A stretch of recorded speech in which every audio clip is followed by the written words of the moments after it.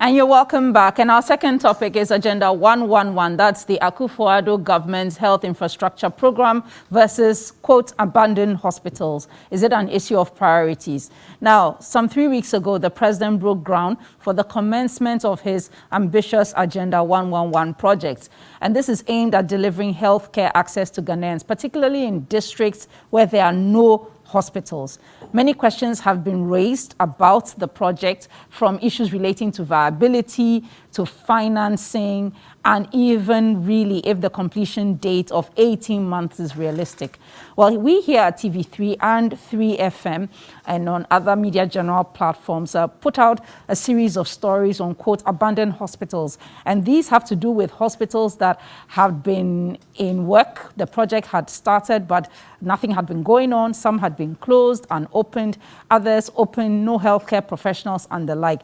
And we've had a number of revelations in this pursuit in relation to the issues I mentioned. Today, our guests, still we have Honorable Suhuyini, MP for Tamale North, with us, Joseph Kpemka, Honorable, former Deputy Attorney General and former MP for Tempani. And we also are joined today by the Deputy General Secretary of the Ghana Medical Association, Dr. Titus Baiyoh. Gentlemen, thank you once again for staying with us. And some of you have already sent your messages, and one of them says, name the hospitals. That was to me. That's from Kwame Apia. Name the hospitals. Another one says, why those who started those hospitals didn't finish the so-called abandoned hospitals? When were they started, and when are or were the completion dates? Where are the remaining amounts of monies released for the hospitals to start? We need answers. So we'll be bringing you a mashup of that, but let me just take preliminary comments. I'll start off with Honorable Suhuyini. So the Agenda 111 has is still in the news, still trending, and still a major issue for many. This week, I don't want to say it's because of TV3, but that would be a nice credit to take. Some of the hospitals were opened. I think the one at Time was opened, and then we saw a visit to the Afari Hospital, which is still, the military hospital, still under construction after we raised that. And then we know that there's some work to address the Shama Hospital as well. Your initial thoughts? Well, my first statement will be one of commendation to TV3 for doing a fantastic job of highlighting, the waste that would have occurred or occasioned but for your, reportage. That is like you are reporting again, that is seeing some of these facilities being put to use. Because if they are abandoned, we need to understand that it is cost to the taxpayer, and health is wealth. And you visit almost every health facility in this country weekdays, and almost every health facility is full to capacity, private and public. It tells you the need for more health, facilities. And so when you have the taxpayers' money being put to, use by way of providing these facilities, and they are not serving the purpose, you should obviously be worried. And that is why I think that we must commend TV3 for highlighting this. And it has become necessary because of, government's rhetoric and sloganeering once again, that they have engaged in relation to their intention to build 101 hospitals in districts that did not have hospitals. I say sloganeering because that's what this government is noted for, rhetorics and sloganeering. First of all, it is important for them to be reminded that it was a campaign promise in 2016. In their manifesto, they indicated that they were going to construct hospitals in all districts without hospitals. They lived 4 years in office and almost forgot about that promise. In fact, the only time the president remembered that districts needed to have hospitals was when COVID hit. And in one of his outings, he promised an Agenda 88 hospitals and said they were going to be done in the districts without hospitals. That was a belated move to fulfill a campaign promise too late in the day. Fortunately for him, his party won and he has a second term. And so maybe it is a belated implementation of a promise that he made and forgot. But then again, you are reminded of the double standards in the publication of artist impressions. When in the past, even with projects that they could verify in the Green Book, they simply condemned it to being an artist impression that did not deserve any support at all or commendation. Today you find them, interestingly, on social media sharing artist impression of this 111, even before the contractors moved to site, and demanding praise for those artistic impressions. But it is all well and good if the intentions are right, because apart from the fact that we have these abandoned hospitals that should not have been abandoned, that should have been put to good use, we still need some more health facilities in our country.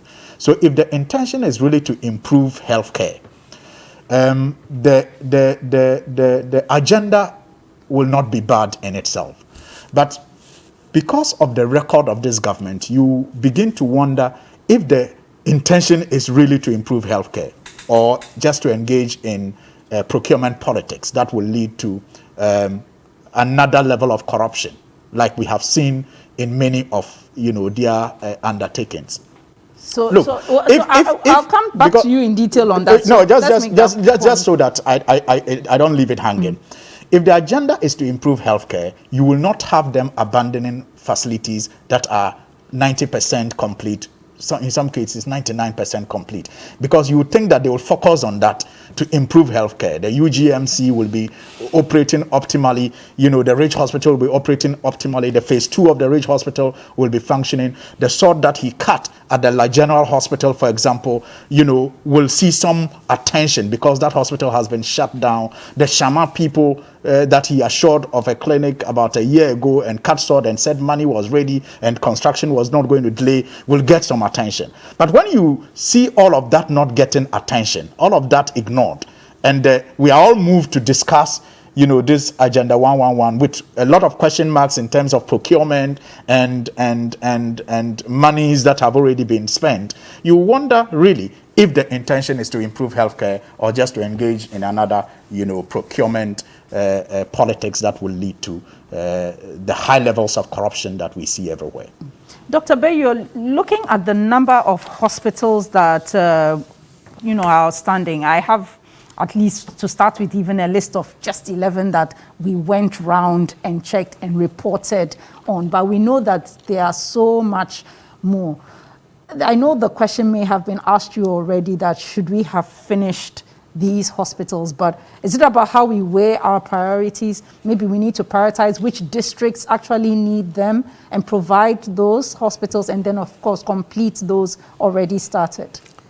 Good morning, Jifa. Good morning to our viewers, and let me say a very good morning to all the dedicated and hardworking health workers in Ghana, especially my colleague doctors.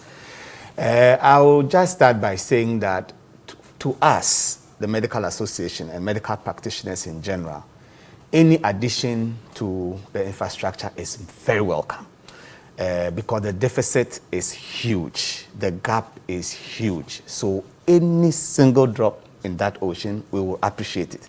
And to that extent, we commend government for bringing this initiative. But the very sad note, and then all week I've been following your news on these abandoned facilities, and it's very disheartening. I tried asking questions for some of them that have been completed and commissioned and not working. Then you ask a question, is it an issue of priority? Is it an issue of human resource? Is it an issue of administrative impediment? In fact, I have several questions on my mind that maybe in the course of this program I'll ask. And since I have very senior colleagues and politicians here, they might help us answer those questions. Because if you come to the issue of priorities, I think everybody accepts health to be a priority. And building hospitals is useful in any form because of at least 3 reasons. One, it brings access to the people. it brings proximity of health to the people. So that if you have a hospital in any district, it reduces the distance that people have to travel to get to another facility. Now, if you look at the type of facilities that were lying waste, the equipment, the design, the structure, and you compare to some of the facilities we are using right now, it will tell you that if you were a health worker working in one of these new facilities, you'll be very excited because you have what it needs to provide the services that you are trained to provide. So it's very sad that we will see them lying that way. But the questions that are lingering in my mind is that why do we abandon them and why do we start new ones? We welcome the new ones, but we also want these to be completed. Like I'm saying, I don't think it should be an either or. We want both. Push these ones into function now, and if you can complete these 111 hospitals, 111 hospitals within the stipulated time, we'll be very happy. We, however, have some significant concerns when it comes to the human resource, and then when we get there, we'll discuss it. And then finally, on the priority bit, I think the action of our decision makers, and here I'm referring to those who call the shots in deciding where and when to build a hospital or to start a new facility, send some signal to us, the ordinary workers, health service delivery workers, and the ordinary Ghanaian, that is it really an issue of priority, or is it more appealing to initiate new projects? And if it is more appealing to initiate new project, is it just that so that I can complete this one, that it is known that I initiated, I completed, and I get credit? Or is the procurement process more rewarding if you initiate a new project than if you complete an old project? How is our contractual terms that makes it such that when there's a change in government, whatever has been started cannot be finished? And the final question that is on my mind as far as this issue is concerned is the human resource bit. Why are governments more interested in infrastructure, which are very good, don't get me wrong, we need infrastructure, than the human resource component? Because if you are doing such a massive project, you want to see a massive human resource laid down. You can raise a hospital in 8 months, 18 months if you have the money. Question is, can you raise the needed caliber of staff over the same period without planning? And I'll give you some figures later so that we see the number of staff needed for these facilities. Okay. Honorable Pemka, the floor is open to you. So there are questions about whether these hospitals, and some of you can see them on our screens, they are not in use yet because of what? Administrative bottlenecks, or it's not exactly an immediate priority, or funding? Thank you very much. First of all, let me say that some of the facilities and some of the reports that we got prior to this were exaggerated, some. And I'm saying this because there were even photos of some of their facilities, equipment being abandoned, the mercy of the weather, and etc. And when cross-checking was done, it was ascertained that those were not actually equipment abandoned to the weather and all that. Some of them were not completed, but the impression had been created that they had been completed and they were abandoned and all that. And there's one particular project, I think done by Irojet in the Ashanti region. The Afari military hospital. Yeah, I think that was like a big bone of contention. Exactly. But the truth of the matter is, if the government doesn't provide counterpart funding so that it can complete the project, because what the Deputy Defense Minister said was they're supposed to add an additional amount, partly because of the multiple relocations of this project. That hasn't been done. How can we move forward? So yes, that's what I'm just driving at. But initially the report wasn't what we are talking about now until the Deputy Defense Minister clarified the issue. That was not it. The issue was that it had been completed and it was abandoned.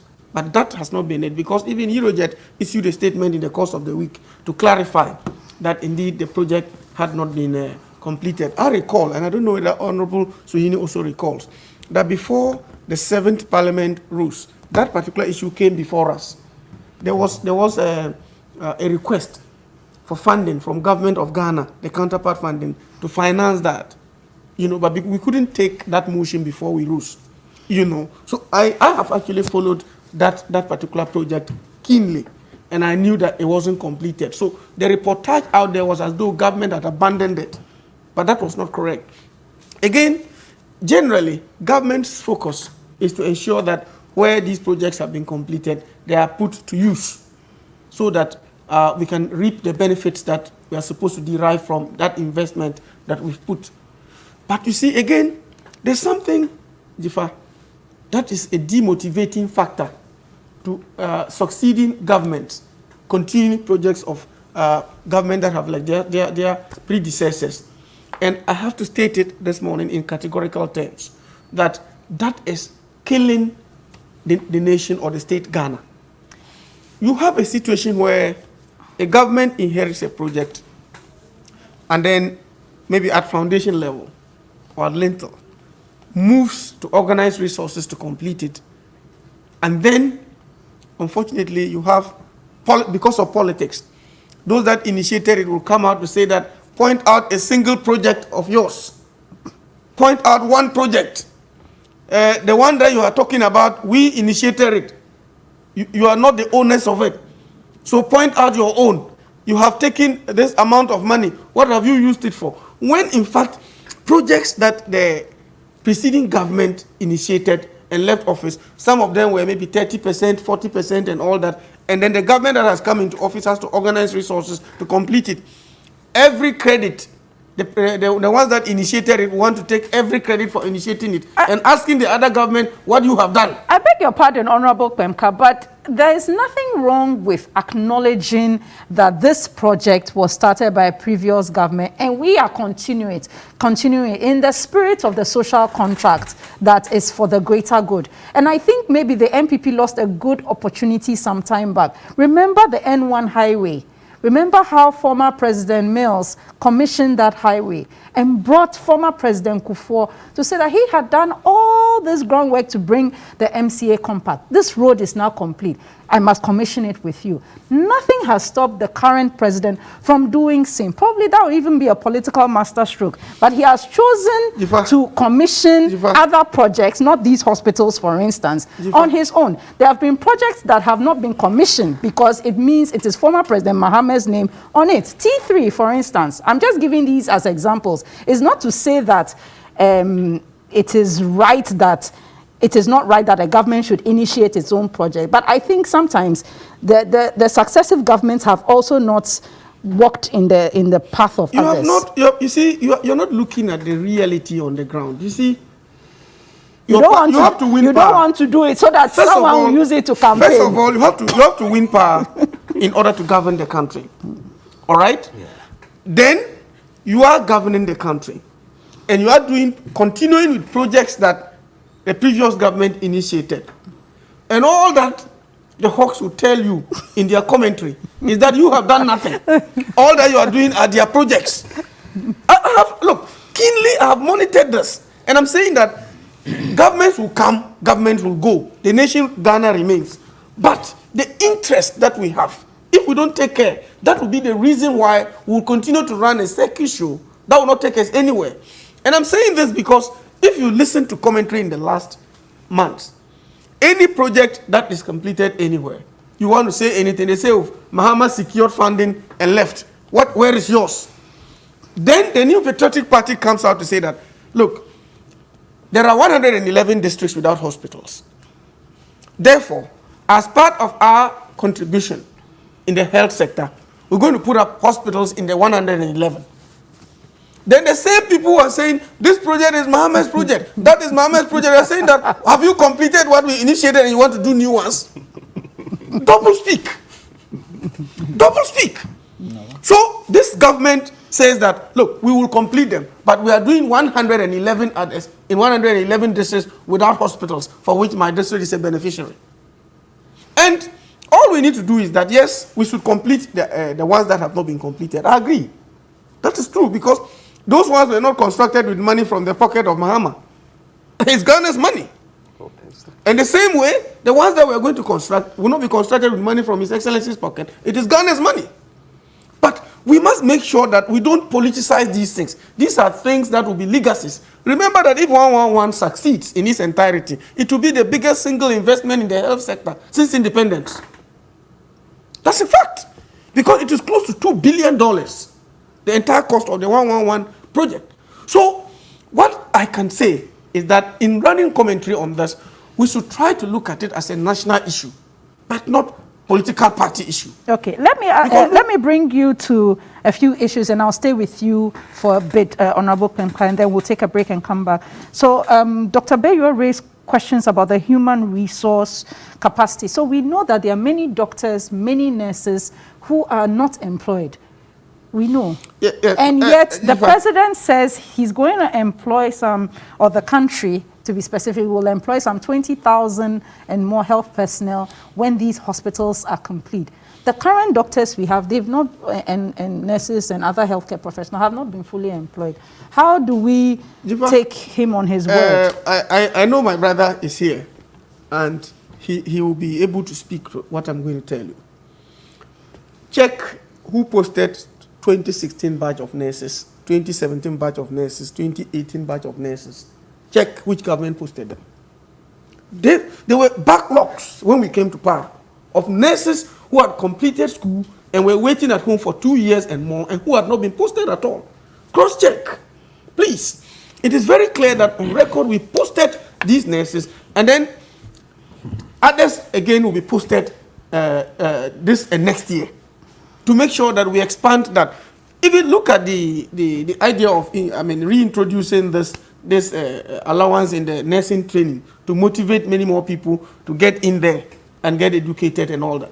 And the expansion in the health infrastructure in those training schools to absorb more. All that are meant to train more human resource and discharge them into the system to man the various health facilities and etc. So government is equally committed to the human resource. As Dr. Beyuah has rightly pointed out, you can have all the magnificent buildings that you can think about. If there are no persons who are professionals to manage these facilities, they become white elephants, and with time they fade.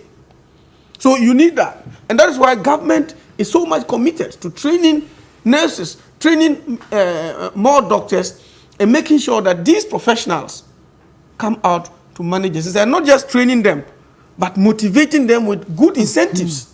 I was about to raise that because just getting the healthcare professionals to be in those hospitals is simply not enough. I was reading, I don't know whether it was yesterday or the day before, I was reading an article, and they were talking about the level of attrition from Kolebu. Number of nurses and other health professionals who have left their jobs and gone abroad to seek better opportunities and all that. I was reading it yesterday. So as I said, government is not just going to put up infrastructure, it's not going to just train the personnel and discharge them there, but put in place to motivating factors and circumstances that will attract and do you have a plan for that? Because it wasn't detailed in the president's speech. He just said we will provide we will provide jobs for 20,000 healthcare professionals. Yes, Ghana will become a health hub, because then people can come in for healthcare here across the sub-region, but nothing specifically about those ones. When the president is delivering a speech, he gives you the skeletal presentation. All those the details are found in policy documents of the ministry that you later implement, and when you bring to Parliament for approval and etc., then you are able to push through your human resource development and then incentives, motivation and wages for staff and all that. So it is true, government is putting in place measures and efforts to ensure that that is done. But as I indicated, I can tell you that doctor is highly professional in what he's doing. But myself and Suhini, we can say anything, but in the end, we will say some politics. But you are the ones making decisions for them. Absolutely, that is the challenge. So you cannot say that. I agree. You are making decisions for them. I'm saying that. What I'm saying is that they will always run their professional commentary. But in the end, whatever we say, we end up lacing it with some politics. That's what I'm putting across. And I'm saying that Agenda 111 is a death knell to the aspirations of my brother and his party. He knows that if Agenda 111 succeeds in its entirety, that 111 hospitals in 111 districts will be unmatched in the history of health sector since independence. Then how would you respond to those who then question, and that's why I raised, is it an issue of priorities? You want to win power, so you give yours more priority than the project that probably they started or started even before the NDC came to office. That is again where the problem is. If there's a particular standing fund for a project that was initiated by the previous government, it becomes very easy to go ahead and complete it. But if there is no standing fund, government will have to find a source, either a loan or internally generated funds and all that, and there are competing interests. But you found your 2 billion to build Agenda 111.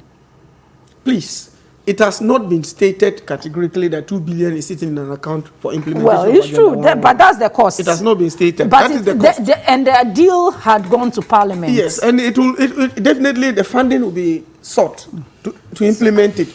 What I have put across is that, look, as we indicated in the Eurojet project at Afari, it's very clear that there's a counterpart funding by the government of Ghana, which government will have to look for money in the midst of competing interests and the devastation of COVID-19 and etc. Government will have to look for funds. People, sometimes we have to put it in context.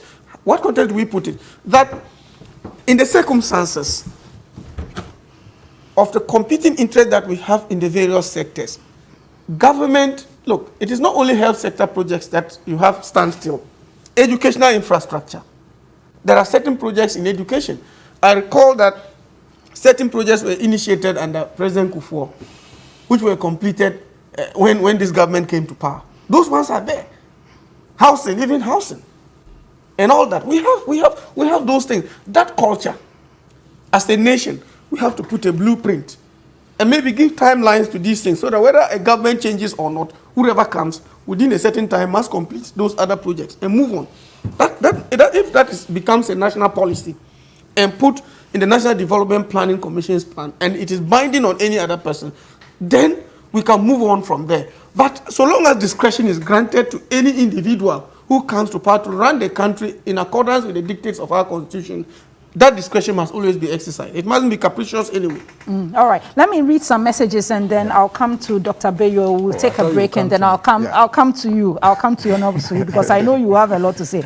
This one says, it's from David Adu, says, as we are speaking, there are doctors who have written the medical and dental exams with their results not in and sitting at home for 7 months as a result of government's failure to constitute the medical and dental board. Is the board now constituted? It is constituted. Okay, because and I remember the results have since been declared. So you can check that out. Thank you very much for clarifying that. This one says from David Adu, Agenda 111, when there are abandoned hospitals, the prudent step is for government to complete the abandoned projects and then continue with their own agenda where they deem it fit. My regards to Honorable Suhuyini. This one from...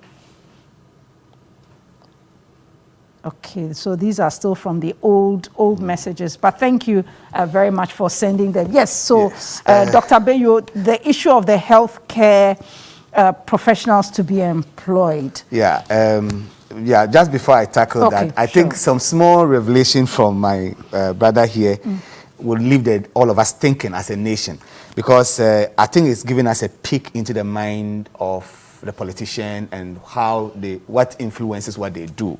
Because if they have to, from what we are hearing, meaning that if you start a project, you don't complete it, another person comes to complete it, then the credit becomes an issue, political credit. And because they need power first to govern, that is a big one. And I can now understand why you would want to initiate a project and want to finish within 18 months, because you want to try and finish it so that you can use it for the next campaign. Yes, but more importantly for us, so that it's available for use, because it means that it is possible that if there's a switch, these things may not be completed. I'm going to just make an appeal on behalf of all doctors, healthcare workers, and the ordinary Ghanaian, that the Ghanaian electorate, I think we are becoming very discerning now, and we appreciate issues because there's improved communication. And so I would encourage the politicians not to be too scared about just the credit bit, because as the media carries the story, we are also able to see. Because if you have a facility abandoned in my village that was started by another government, and they could not finish. And this government has finished it, and my people are getting healthcare. I don't think the fact that someone just initiated me, every credit will go to him. At some point, we'll appreciate all the effort that is being put in. So they should not be scared to complete the project. They should try and complete them. We'll give the due acknowledgement. We'll give the credit where it is due. It is due based on the extent of completion. But at the end of the day, the ordinary Ghanaian is the beneficiary. The other issue is that he talked about nursing allowance and all of that, which is helpful. But I'll use that to start my discussion on the human resource. You see, that is helpful. There's no doubt about that. But it has not necessarily increased intake into the nursing schools. If anything at all, it's even limiting the intake. Because government intake then is now based on how many people can I pay this allowance. And here we have with such a massive infrastructure project, which we welcome 100%. And I am, tonight when I go, I'm going to go on my knees and pray that we should try and complete this. Let all of us support it as a nation. Let's offer any guidance we can give so that these projects are completed before this government leaves power. So it doesn't suffer maybe an ill fate like others have suffered. But the human resource bit is very critical. We can't train people within that short period. And I'm just going to give you some figures. For instance, and this is the Ghana Health Service's own policy on promotions and appointment of specialists, dated June 2018. For a district hospital, they will require a minimum of 11 specialists to practice. A minimum of 2 senior specialists to practice. Now, if you take that these 111 hospitals are district hospitals, multiply that by 11 and see the number of specialists you require. The annual output of the Ghana College of Physicians and Surgeons, which is the accredited college training specialists in this country, cannot match this. This is over 1,100 specialists we are talking about. They can't match it within a year or 3 2 years. They cannot. If you go to the regional hospital, they are going to build 3 regional hospitals as part of this package, which is very helpful. We require 37 specialists in a regional hospital. Multiply that by 3. By 3. We require 38 senior specialists. So the projects are all well and good, yes, but we may not have the kind of personnel we need to run them. So in terms of the district hospital, I saw a Ghana Health Service document that talks about a minimum. They grade them grade A to D. Yes. The grade A is a minimum of some 200 and something. 200 and something personnel. Yeah. Can we deliver on that? And this is, I know, all categories of personnel. So, well, the Medical Association, we are willing to support government to deliver on this. We know that it's usually difficult to get the full complement of staff to start anything. But we think that once the policy directive has been given by the president, his soldiers, let me put it in that term, should be given the marching orders to do the technical work as far as the human resources is concerned. We are available to provide guidance, to provide support and advice on how to get the human resource first and how to send them to do these places. In how to get in them, if you look at even the requirement from the Health Facilities Regulatory Agency, he is a legal person and he knows the agency that regulates the setting up of a facility is this agency. To set up a district hospital, they need at least 150 professional nurses, 13 medical doctors for one district hospital before you can be accredited. This is a district hospital that has a capacity to take referrals. So what are we going to do in 18 months? There's an emergency situation as far as the human resources is concerned. Our proposition is that in this September, we are having intake into the various schools, training institutions. Can we have this policy reflect there? So it means we have to also expand intake in our schools in order to meet this match. So we may not meet it this year, we may not meet it next year, but at least in 3 years, 4 years, we may meet it. When these facilities are ready, we have to redistribute our staff. Because even if you take all those sitting at home, as you've mentioned, they cannot work in this facility alone. You can't take fresh recruits from any school and take them to a facility and say, go and work there.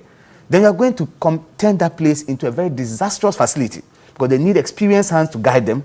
They need seniors to guide them on the practice, and they need practice on the field. So because of that, we are calling for a deliberate human resource policy, which is cutting across first at the institutions, training institutions, expansion in their capacity, expansion in the number of trainers, expansion in the number of intake students. Then currently, how are we going to redistribute the human resources that we have. We must have an emergency policy on that. Then how are we going to most of these facilities are located in rural areas. What is the story now? And I always cite my own district. I'm from Lambuse district in the Upper West region. The district is a bordering district to Burkina Faso. We have one polyclinic.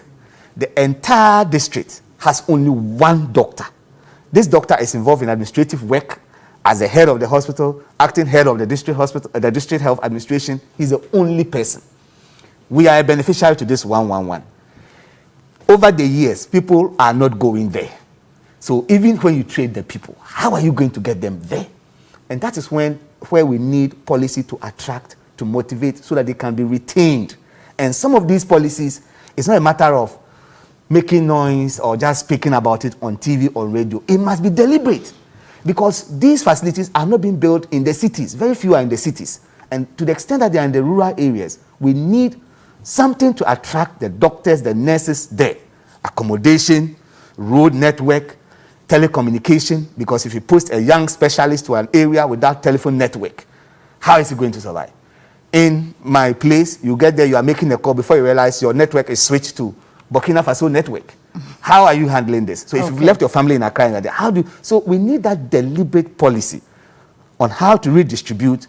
But if government is committed to Agenda 111, we love it, but they should be committed to the human resource of it. And let us see that in the intake into training schools. Okay, and I've been seeing some of your messages. Thank you very much, and I'll read them subsequently. But we're still here with our discussion on Agenda 111 versus abandoned hospitals. Is it a case of priorities? We've been looking at the human resource implications of the project. And I think the Deputy General Secretary of the GMA, Dr. Titus Bayo, has really opened our eyes to what the look ahead should be. But let me bring in Honorable Suhuyini to weigh in on this conversation. So now that I guess it's clear that government says it has started some of these projects, definitely they're going to be done concurrently. Any fears about the human resource element?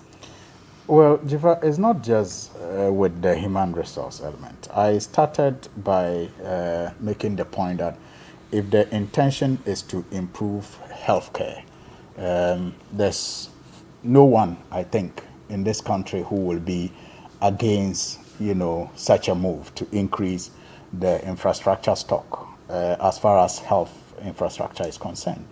But when you see signs that, point to the fact that this may be motivated by other considerations other than the need to improve healthcare, then you need to raise those concerns. And I think that my brother here, Honorable Joseph Pemka, points to some of those things. The motivation is political, a death nail on the NDC thing. So if it is political, it is well and good. I mean, a government in power must do well to be re-elected. But if that is the only motivation, then you will have it done out of the context that it should have been to lead to, health, improvement. So, for example, he talks about the credit. And I think Doc should be rest assured that the NDC in power in 2025 will not abandon any projects that were started by the NPP, because, you see, it is not in our nature. And I like the example you gave, Jifa, about the N1. It wasn't just the N1. Even the Bui Power Authority, the Bui Power Dam, when President Mahama was president and was going to commission it, he invited President Kufuor. So it wasn't just President Mills who invited, President Kufuor to the N1. President Mahama also, as president, when he was going to commission the Bui Dam, acknowledged the fact that it was President Kufuor who secured the funding for the construction of the Bui Dam, and so invited President, Kufuor to be part of the commissioning. The problem we have had is this new patriotic party. That first of all, this administration, that first of all set out to set an agenda against President Mahama and said he was one who did nothing. held lectures across this country and pointed to how much money he borrowed and did nothing. And so, when you find them avoiding some of these projects, it's because it exposes the lie they told about him. The deliberate lies that they told about his administration is what must be continued with these actions that they engage in, that in the end lead to the common person suffering and not enjoying the full benefits of these facilities that, were constructed to improve healthcare.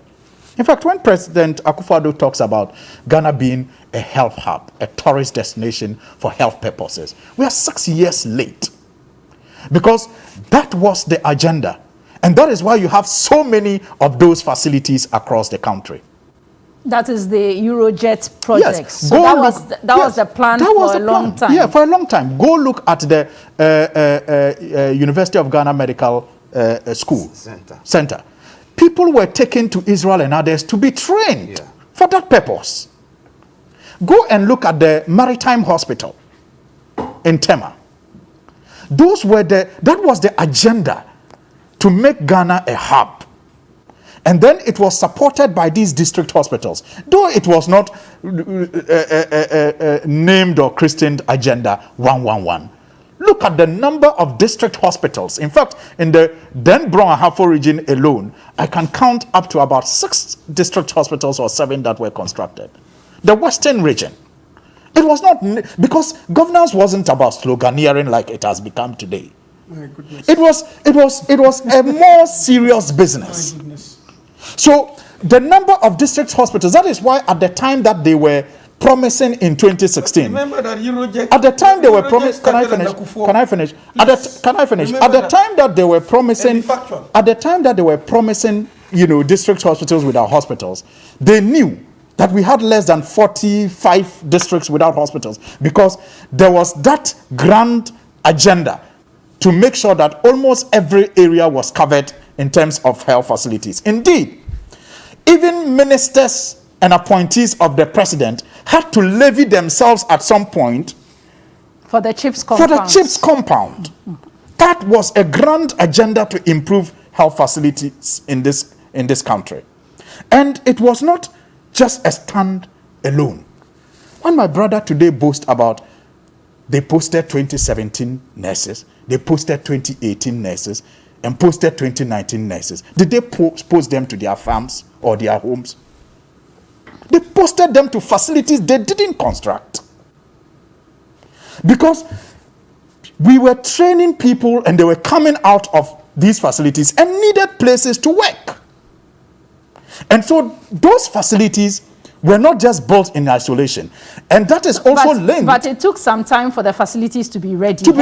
Hence the backlog that is being. Because you see, if the facilities were non-existent, they would not have been able to post them. Okay. But so the point has to be made that it was not just an agenda to construct the facilities alone, but it was also mindful of the human resource part of it. Please. No, I didn't interrupt you. And he didn't like it. You quickly hear him. He didn't like it when I tried. It's okay. You say your quick point quickly. Are you saying that the reason for not posting those people was because there was no infrastructure? Or they were not ready? It is not correct. Partly so. It is not correct. Partly so. It is not correct. You see, so that is why I didn't. Okay, so I will allow you to tell us why. So it was partly the reason. And you see, for example, isn't it also because there wasn't money there wasn't financial clearance? It is not. In fact, go and check the financial clearance. Go and check. No. Go. It wasn't IMF. In fact, that is another lie that has been repeatedly told. The IMF freeze on employment in the public sector excluded the health sector and the education service. It was not part of it. And he should go and check the clearance, the financial clearance, the date on that letter. The financial clearance for 2017 posted. Go and check the clearance. The financial clearance came in 2016. Okay, but for the 2017, back to be posted. Okay, so let me draw your attention. There's an important point I need to make about this human resource, because Doc has actually highlighted, the grave situation that we are faced with, and that is what again, lends support to my earlier presumption that this may not just be targeted at health improvement, but just to engage in procurement politics. Because if it is targeted at improving health in general, we will not miss this very relevant, part of the whole, Well, I'll be honest, I can't be sure if that bit has been missed, because I guess I need to obviously put I am going to point to you. That's why I said it's an important point I need to make. The health It's minister. been missed. It's because Honorable is It's here. been missed because, you see, right now, I told you about how there was that drive to make Ghana a hub, to construct all these beautiful health facilities that they have allowed, in some cases, to rot, bring in machines, that we hitherto did not have, that they have allowed to rot. It was tied to the human resource angle, and that is why under President Mahama, health training institutions, we had an explosion of health training institutions around the country. Just look at when most of those health training institutions came about. Again, that is how come the government at the time, introduced the policy of removing the quota that they give to these health training institutions, because the quota is limited. The quota limits government's ability to train more people. That is the training allowance. The training allowance. So you took out the training allowances. I don't even want to say we took out the trainer. We took out the quota. Okay. And the quota, taking out the quota meant that institutions that had the capacity to train 1,000 people were no longer required to admit only, say, 200, because that's the number government can pay allowance to.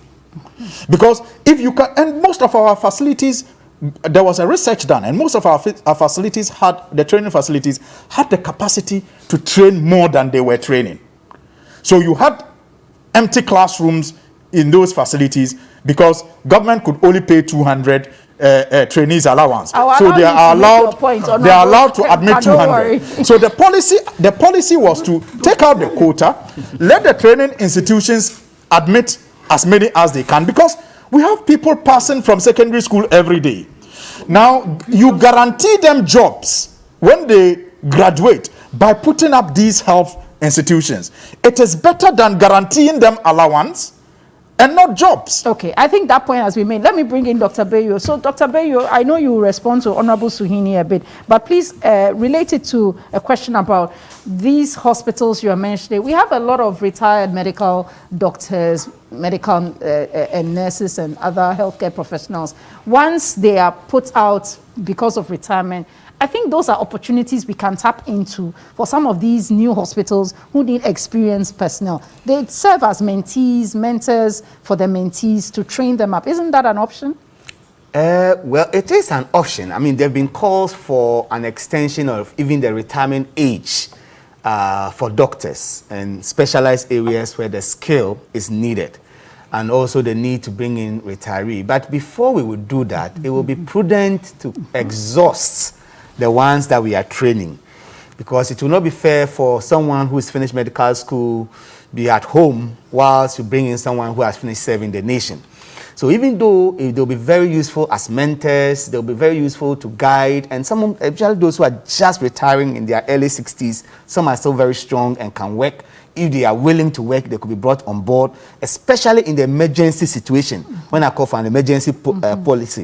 If you're able to get all 111 hospitals ready, and we are not getting the experienced hands, we could bring some of these people on board. But I need to emphasize that we must exhaust all the young ones we are training before we think of bringing in those people. And we also I think a healthy balance. Yeah, and we need to balance it well, because in the medical profession, at some level, people are capable of teaching, of guiding, but may not be capable of the surgery. work. Yes, because of the dexterity of their hands and all. So all that has to be brought into play. But I think that if we deliberately plan as a nation, we should be able to overcome this hurdle of the human resource. Tell us a bit about the GMA proposal you mentioned. Yes. So I should say that the GMA is working with the Ministry of Health now to come up with a policy to attract and retain healthcare workers in the rural areas, those already in the system. As far as Agenda 111 is concerned, we are proposing that we are willing to support government with policy guidance and development on how to get people first at the point of intake. We are saying that these training institutions have quotas. So remove the quota. Identify people who would not have made the admission this year, not because they are not qualified, but because the space was limited and because of quota. Now let their admission into schools be linked to a particular health facility. In other words, bond these people, let them sign an agreement that, look, I'm getting admission to this nursing school, I had missed the admission for this year, I'm not going to stay at home, but I'm coming in. When I finish, I'm going to serve in this facility. So they already know the facility they'll be serving in. On breaks, they can go and do attachment there. That is one sure way of increasing the staff strength and permanently having them there. When it comes to specialist intake, we have the same thing.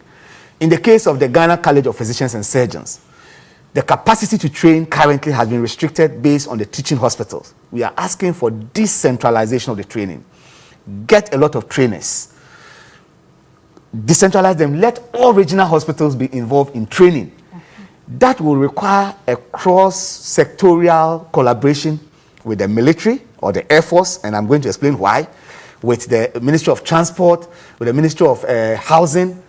You will need to move consultants and specialists from Kolebu, from 37, from Konfanochi, to across the country to train people.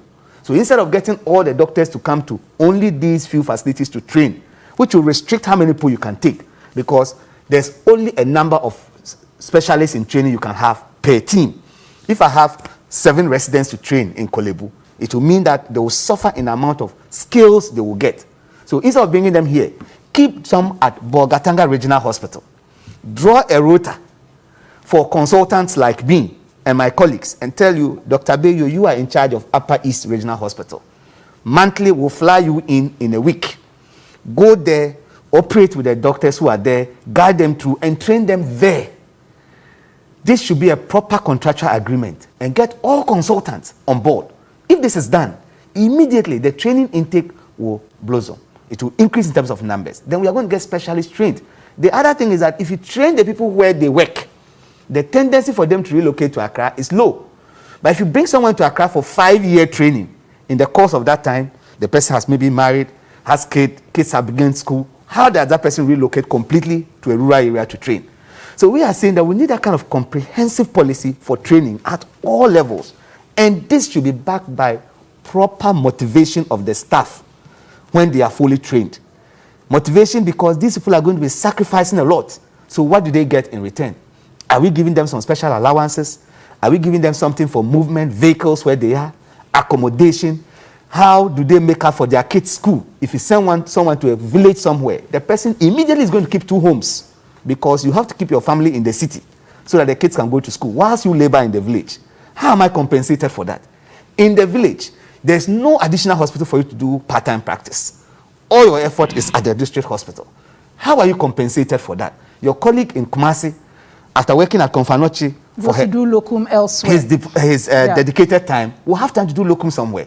How do you compensate the person at Hamili or the person at where yes, one of these hospitals is? How do you compensate that person? Because the person is lacking all of this, and they work around the clock because they are few. Yeah. So that motivation package, until we do that, any rhetoric of I've posted 10 doctors, I've recruited 60,000 nurses, will amount to nothing. The inequitable distribution will remain, because it then becomes market forces. And if it's market forces, everybody will go to where they get the highest dividend. Why should I go and sacrifice somewhere? And I hear people say, oh, the doctors should be willing to sacrifice, the nurses should be willing to sacrifice. Then every profession must be willing to sacrifice.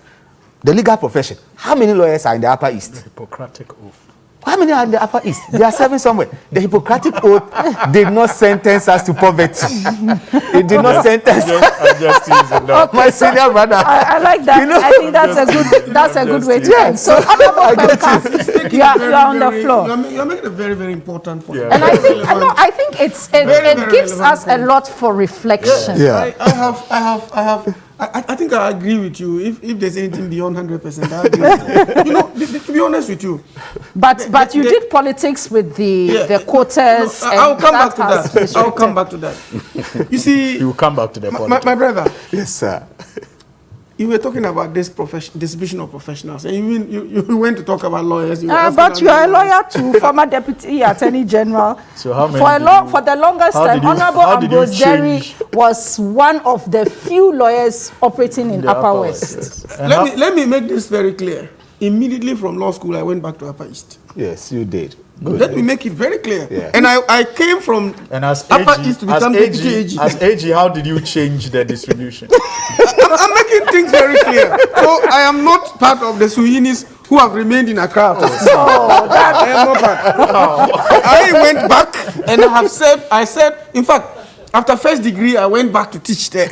Then I came and did law. I went back there to serve. Okay. So I have all along been serving. Even as I speak, I've gone to do my chambers there again. Great. So for me, Well, It's not an issue. it's not an issue at all. compared to me, me, I never left. I stayed there, educated myself there, and did everything there. I was actually in sixth form when he was my junior. We have something you we'll were in the discuss same it. school. And he did Ghana something, I'll secondary. tell you. He did something that I'll tell you off record. You know, but on a more serious note, you see, the point he was making about distribution of health personnel, I spoke about it. You have a situation where people are posted on the notice board, you go and see their names. The date of reporting is over, you go and they are not at post. You ask and they've been reposted. What is the reason? And he's spoken about it extensively. We have to deliberately put a policy in place to discriminate in their favor, to attract them to stay. That one I agree with Positive discrimination. Yeah, positive. We have to. If you are in Accra and you have everything here and the person is up there, or the person is in that rural area and is not getting the facilities you have here, there must be something that will compensate for that difference. Yeah. That I totally agree. And we have to do it in a manner that will retain them, Yes. for them to stay and work. But we're talking about the quota system. Yes. It will be impossible, and Doctor knows, to open the doors for every qualified person to go and read medicine or to go and read nursing. It is Why? impossible. You can't have it. Why? It doesn't exist anywhere. No. It doesn't. There must be a criteria to select some. You said qualified. Yes. All qualified persons cannot have access to read. It is impossible. I'm telling you this. But you can tweak that to your needs. Yes. Based on how many The reason projects I'm saying you this need. is that, for example, you're talking about nursing. Yeah. You know that they do a lot of clinicals. Yes. And they need a hospital to do this. Yes. If you go and there's a nursing training college at Timpani and there's no hospital, where are the people going to do the clinicals to become good professionals? So all those things are to be taken into consideration. There was a situation, Doc, in 2016, where a school up north admitted close to 1,000 people to read nursing. And there was no facility for them to do clinicals and all that. At the end of the day, you are training people to come and man a human institution and take care of humans. And then you are engaging them to become theoreticians and all that, so that they come out and pour out theory. No, this work That cannot work. it cannot work. No. They, So they need a skills. Yes, it's a gamut of things. To be able to increase the intake, you must expand the infrastructure, Yeah. and then also get the professionals who will train them. Yes. And even these hospitals we are talking about will help. Yes. If you have the 111 in place, these people will They'll do be their very useful. clinicals in those hospitals. It will help. Long term. But short term, you have to regulate it. Painfully, they go through interviews. And Doc knows. They go through interviews, some are selected, others are not selected. Some even attend interviews three different years and they are not selected and all that. It's unfortunate, but there must be a criteria for selecting people to go and pursue these professions. Again, the motivation bit is what I'm coming back to, and just to conclude in a minute. You see, So we have just 30 seconds for you on once that. upon a time, I saw some in a particular district. They said they were going to provide a bungalow for you. They will get you a vehicle and they will give you some motivation. There was a district, I don't remember specifically. And then that will be a motivation for any doctor who agrees and accepts to be posted to the place. And I think that even districts can initiate these things. District assemblies can initiate these things to retain them, because the local beneficiaries are the assemblies. Yes. In the end. Because if we are relying only on central government because of budgetary constraints and all that, they may not be able to. So we can motivate the district assemblies to make allocations to motivate these persons to come and stay. And even they can even sponsor. You take people to the medical school and pay their fees and bond them to come and serve you for a number of years. We can do all those So we things. should just come up with innovative Ways of creative handling ways the to do situation. that. All right, and this is where we have to end our show. I want to thank our guests, Alassane Suhuyini, MP Tamale North, Honorable Joseph Kpemka, former Deputy Attorney General and former MP for Timpani. We'll see if you're going to contest again. And Dr. Titus Bayo, Deputy General Secretary, Ghana Medical Association. Many thanks to everyone for watching. Thanks to all of you who sent me tweets, those of you who sent us text messages as well. Key Points has been coming to you live from TV3 Studios, as well as from 3FM 92.7 and on 3news.com. My name is Jifa Bampo. Thank you for watching.